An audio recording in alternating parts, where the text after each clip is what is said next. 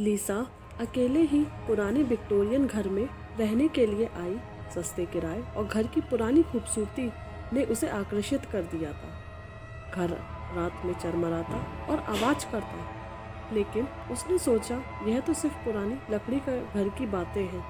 एक शाम जब वह दांत ब्रश कर रही थी, उसने बाथरूम के सिंक के ऊपर लटके पुराने शीशे में देखा। उसका प्रतिबिंब उसकी हरकतों की नकल नहीं कर रहा था, दूर से सीधा घूर रहा था बिना पलक झपकाए, और उसके होठों पर हल्की मुस्कान थी। लीसा ठिठक गई। उसका टूथब्रश सिंक में गिर गया। उसने धीरे से हाथ उठाया, जबकि प्रतिबिंब में उसका हाथ उठा हुआ दिखाई नहीं दे रहा था। तभी उसने दूसरा हाथ उठाया। अपना साया प्रतिबिंब में देखकर वो डर गई।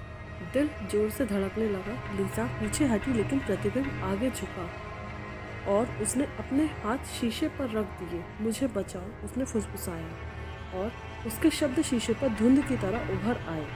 घबराकर लीसा ने शीशे पर तौलिया डाल दिया। फुसफुसाहट बंद हो गई। उस रात वह नहीं सोई।